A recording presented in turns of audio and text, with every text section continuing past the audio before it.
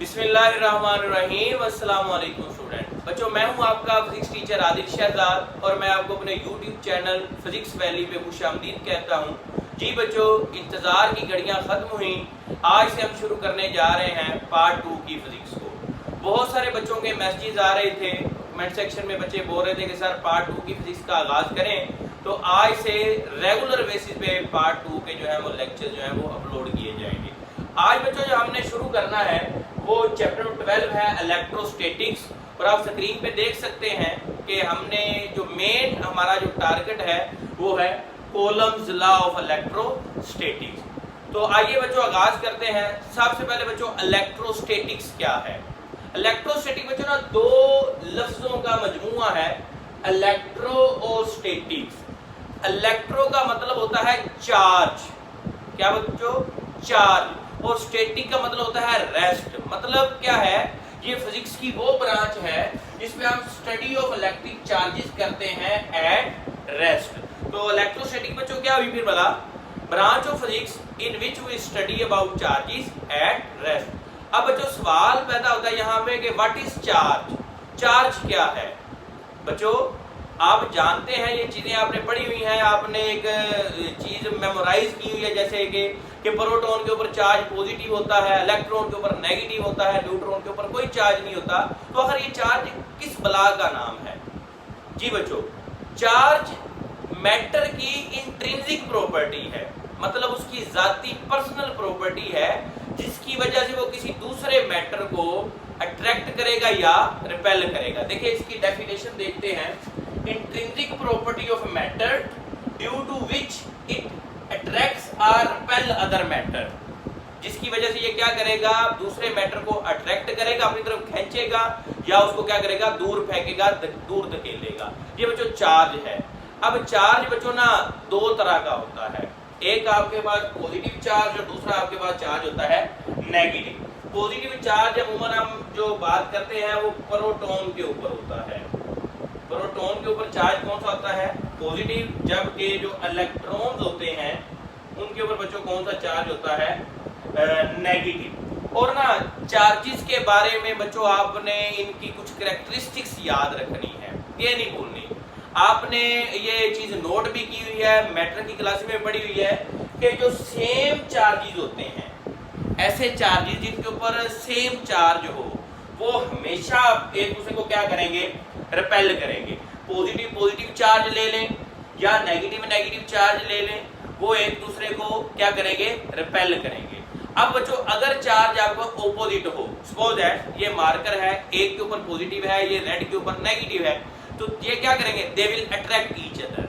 अगर दोनों के ऊपर क्या है, पॉजिटिव चार्ज है, तो ये एक दूसरे को क्या करेंगे, रिपेल करेंगे। ओके, या नेगेटिव दोनों के ऊपर चार्ज तो फिर भी ये क्या करेंगे, रिपेल करेंगे। ये बच्चों का चार्ज के बारे में मुख्तसर सा तारुफ। इलेक्ट्रोस्टैटिक क्या है, ब्रांच ऑफ फिजिक्स है, चार्जेस को स्टडी करते हैं रेस्ट की हालत में।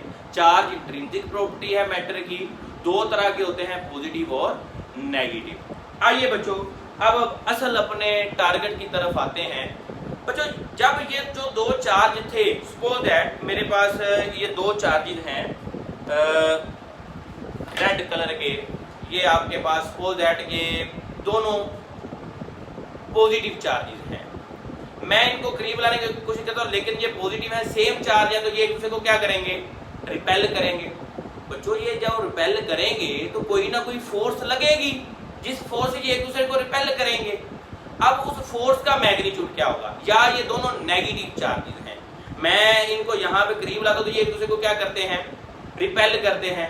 जैसे ही ये रिपेल करेंगे तो इसका मतलब है कि इन्होंने एक दूसरे के ऊपर फोर्स लगाई जिससे ये दूर चले गए। या आपके पास यहाँ पे ये दो चार्जेस हैं, एक पॉजिटिव है और एक नेगेटिव है, ये ब्लैक और ब्लू, एक पॉजिटिव नेगेटिव। इनको अगर आप करीब लाते तो ये एक दूसरे को अट्रैक्ट करते हैं।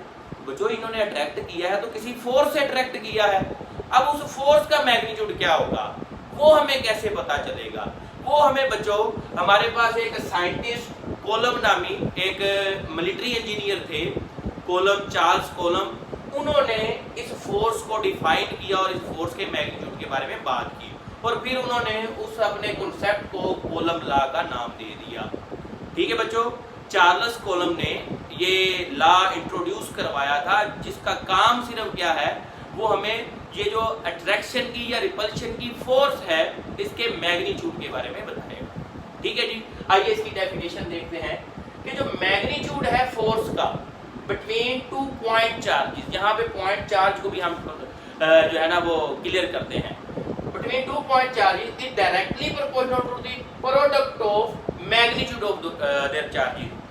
सपोज ये दो चार्जेस हैं, इनके दरमियान जो फोर्स होगी वो इन दोनों के ऊपर जो चार्ज है उनके मैग्नीट्यूड के हासिले ज़रब के बराबर होगी। सपोज इधर देखें बच्चों, ये एक चार्ज है Q1 और दूसरा चार्ज है Q2, ठीक है। अब ये जो फोर्स है इन दोनों के प्रोडक्ट के डायरेक्टली प्रोपोर्शनल होगी। ये पहला पॉइंट है, डेफिनेशन के टोटल 2 पॉइंट है।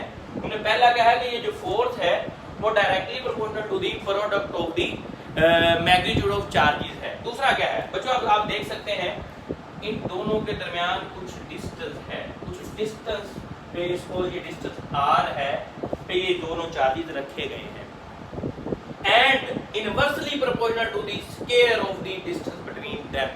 दूसरा पॉइंट क्या है, ये जो फोर्स है वो इन दोनों के दरमियानी डिस्टेंस के स्क्वायर के इनवर्सली प्रोपोर्शनल होगी। मैंने दोनों बातों को फार्मूला की फॉर्म में भी लिख दिया है। अब फोर्स चार्जेस के मैग्नीट्यूड के प्रोडक्ट के डायरेक्टली प्रोपोर्शनल भी और डिस्टेंस के स्क्वायर के इनवर्सली है। इस फार्मूले को मैंने इकट्ठा करके लिख दिया। अब जानते हैं प्रोपोर्शनैलिटी के साइन को खत्म करके हम एक कांस्टेंट लगाते हैं, हमने यहाँ पे ये काम किया। अब बच्चों ये k क्या है यहाँ पे, व्हाट इज दिस? ये k बच्चों आपके पास एक कांस्टेंट है और इस कांस्टेंट को आप बोलते हैं कॉलम कांस्टेंट। ये जो k यहाँ पे फार्मूला आ रही है इसको आप ये प्रोपोर्शनैलिटी को इसका हम बोलते हैं कॉलम कांस्टेंट। बेटा ये जो कॉलम कांस्टेंट इसकी वैल्यू किसकी इक्वल होती है 1/4 पाई एप्सिलॉन नॉट, ये इसकी वैल्यू है। अब इसमें एप्सिलॉन नॉट क्या है, ये होती है परमिटिविटी ऑफ फ्री स्पेस, मतलब फ्री स्पेस चार्जेस को कितनी फोर्स लगाने की इजाजत देता है। और इस परमिटिविटी ऑफ फ्री स्पेस की जो वैल्यू होती है वो बच्चों होती है 8.85 मल्टीप्लाई 10⁻12 कूलम स्क्वायर पर न्यूटन पर मीटर स्क्वायर। ये बच्चों आपसे एमसीक्यू में बात पूछी जा सकती है, ठीक है। अब ना बच्चों आपके पास यहाँ पे अगर आप ये वैल्यू इस फार्मूले में पुट करते हैं ऊपर वाले में पाई की वैल्यू और एप्सिलॉन नॉट की, तो k की जो वैल्यू आती है वो आती है 9 × 10⁻9 न्यूटन मीटर स्क्वायर पर कूलम स्क्वायर। बच्चों आपने ये यूनिट भी और वैल्यू को याद रखना है, ये एमसीक्यू में आपसे बात पूछी जा सकती है। ये भी एमसीक्यू में बात पूछी जा सकती है आपसे और ये वाला भी एमसीक्यू आपसे पूछा जा सकता है। अब बच्चों ना ये जो k है इसकी वैल्यू डिपेंड किन फैक्टर पे करती है। ये भी एक शॉर्ट क्वेश्चन राइज होता है कि k किस पे डिपेंड करती है, किस फैक्टर पे डिपेंड करेगी। तो बच्चों फार्मूले को पहले तो देखें, 1/4 pi epsilon not. Epsilon not जो है ना ये परमिटिव फ्री स्पेस है, मतलब ये मीडियम की प्रॉपर्टी है। तो यहाँ से हम अंदाजा लगाते हैं कि ये नेचर ऑफ मीडियम पे डिपेंड करेगी। दो चार्जेस जो आप ले रहे हैं, ये जो दो चार्जेस आपने कंसीडर किए हैं, इनके दरमियान मीडियम कौन सा है, ये k की वैल्यू उस मीडियम पे डिपेंड करेगी। ठीक हो गया।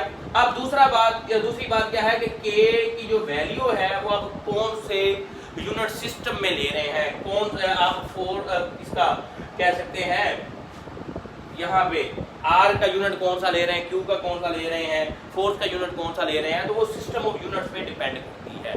तो ये बेटे हो गया इसका जनरल फार्मूला। अब कॉलम फोर्स जो होती है वो बच्चों म्यूचुअल फोर्स होती है।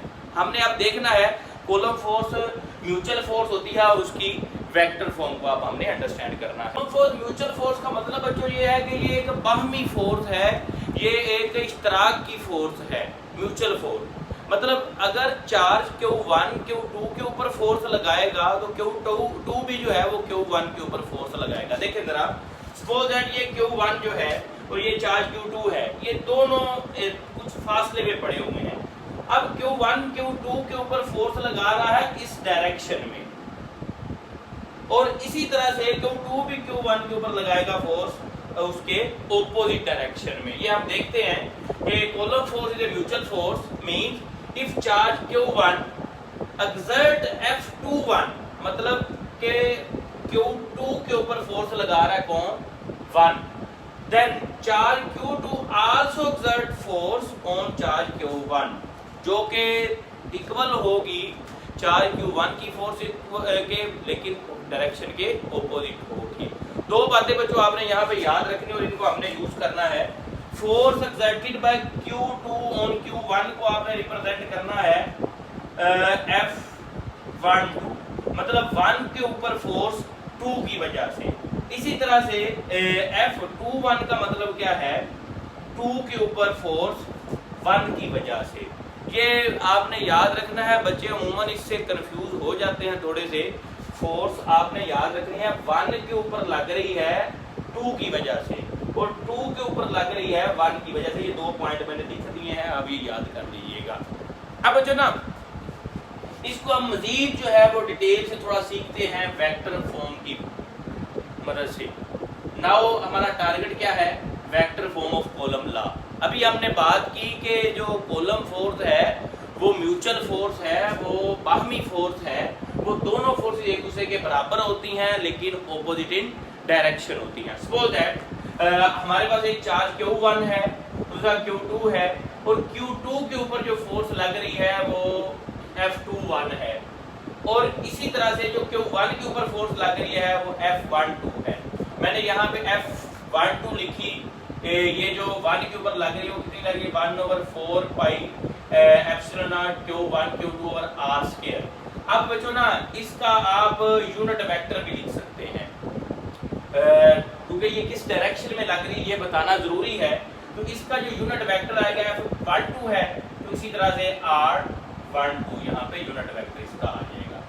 F21 है तो इसका यूनिट वेक्टर आ जाएगा 21। ये रिप्रेजेंट बच्चों कर रहे हैं आपके पास डायरेक्शन को। 2 के ऊपर लगने वाली फोर्स 1 की वजह से, 1 के ऊपर लगने वाली फोर्स 2 की वजह। आप खुद देख सकते हैं Q1 उसको इस डायरेक्शन में फोर्स लगा रहा है, जबकि Q2 जो है वो इस डायरेक्शन में फोर्स लगा रहा है।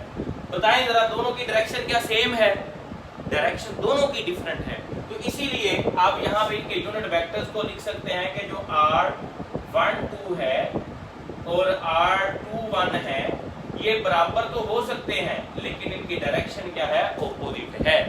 जब इनकी डायरेक्शन ऑपोजिट है तो आप अगर इनकी वैल्यूज यहाँ पे पुट करते हैं तो आपके पास जो है वो F12 बराबर आ जाएगी F21 के ऑपोजिट डायरेक्शन में। तो हम कहते हैं कि कूलम्ब फोर्स क्या है, म्यूचुअल फोर्स है लेकिन ऑपोजिट डायरेक्शन में। ठीक है बच्चों, मैं यहाँ पे लिख देता हूँ कूलम्ब फोर्स क्या है, म्यूचुअल फोर्स है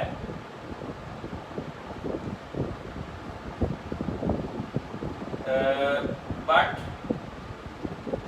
ऑपोजिट इन डायरेक्शन। मतलब आपके पास दोनों चार्ज एक दूसरे के ऊपर फोर्स लगाते हैं लेकिन उनकी डायरेक्शन क्या होती है, ऑपोजिट। मैग्नीट्यूड तो बराबर होते हैं लेकिन डायरेक्शन। भला बच्चों ये वही केस नहीं बन रहा जो न्यूटन थर्ड लॉ कहता है कि every action has a reaction but opposite in direction.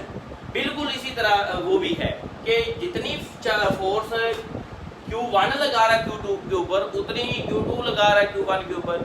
जितना आप एक्शन करते हैं बदले में उतना ही आपको क्या मिल जाता है, रिएक्शन। तो ये एक नोट कर लें, पॉइंट नोट लिख लें, अपने पास सेव कर लें कि कूलम्ब लॉ जो है, कूलम्ब लॉ इज सेम या similar to the Newton third law. ये न्यूटन थर्ड लॉ के सिमिलर है, ये पॉइंट आपने नोट करना है। ये एमसीक्यू में भी आपसे बात पूछी जा सकती है। सो बच्चों ये था कूलम्ब लॉ, आपने इसकी वेक्टर फॉर्म भी डिस्कस कर ली। अब ये जो फोर्स है, कूलम्ब फोर्स आपने निकाली है कि म्यूचुअल फोर्स होती है, ये डिपेंड करती है या नहीं मीडियम के ऊपर, ये हमने देखना है। पहले हमने जो फोर्स पढ़ी है वो पढ़ी है इन दी फॉर्म ऑफ, जब आपके पास परमिटिविटी ऑफ फ्री स्पेस थी, वैक्यूम था तब। अब हम देखते हैं कि मीडियम पे इसका क्या, या मीडियम का क्या इफेक्ट होता है कोलम फोर्स। बेटे जो एक्सपेरिमेंट किए गए उनके मुताबिक कोलम फोर्स जो है वो मीडियम से चेंज हो जाती है। मीडियम अगर आप चेंज करते हैं तो कोलम फोर्स भी चेंज हो जाती है। अब आपने क्या करना है, पहले वैक्यूम में हमने फोर्स ये निकाली हुई है 1/4 pi epsilon naught Q1 Q2 over r square. अब हम मीडियम चेंज कर देते हैं। सपोज हम कोई इंसुलेटर रख देते हैं इन दो चार्जेस के दरमियान, हम क्या करते हैं कोई इंसुलेटर रख देते हैं। अब उसकी क्या हो जाएगी, रिलेटिव परमिटिविटी एक फैक्टर आ जाएगा। जस्ट मीडियम चेंज हुआ है ना, तो यहाँ पे एप्सिलॉन नॉट के साथ ये एक थोड़ा सा इंक्रीमेंट आ जाएगा। अब जो ना इस फार्मूले से इक्वेशन नंबर 2 में से अगर मैं ये एप्सिलॉन आर जो है ये कॉमन ले लूं तो बाकी अंदर क्या बचता है 1/4 pi epsilon naught Q1 Q2 और आर स्क्वायर। भला बच्चों ये जो फार्मूला है, ये जो वैल्यू है, ये तो वैक्यूम वाली वैल्यू नहीं है। ये सारा फैक्टर तो बन रहा है फोर्स इन वैक्यूम। तो मैं यहाँ पे इसको पुट करता हूँ फोर्स वैक्यूम और ये आ जाएगा नीचे एप्सिलॉन नॉट आर। अब बच्चों यहाँ से प्रूव क्या हमने किया, मीडियम की वैल्यू वैक्यूम से कम है। जब हम दरमियान में कोई मीडियम यूज करेंगे दो चार्जेस के दरमियान, ये दो चार्जेस हैं इनके दरमियान अगर हम कोई मीडियम डाइलेक्ट्रिक मीडियम यूज करते हैं तो क्या होगा, इतना फैक्टर जो है वो वैल्यू में कमी आ जाएगी। एफ मीडियम आप जानते हैं कि नीचे फैक्टर आने से ये वाली वैल्यू कम हो जाएगी। तो ये वाली बात भी आपने एज एन एमसीक्यू याद रखनी है कि जब मीडियम आप बनाएंगे तो वैक्यूम की निस्बत मीडियम वाली वैल्यू फोर्स में की क्या होगी, कम होगी।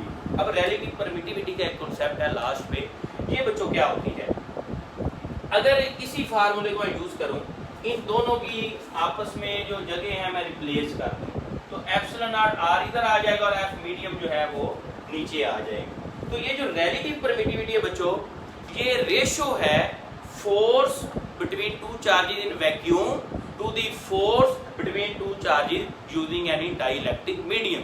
तो ये फोर्स की रेशो है, इसको आप बोलते हैं रिलेटिव परमिटिविटी।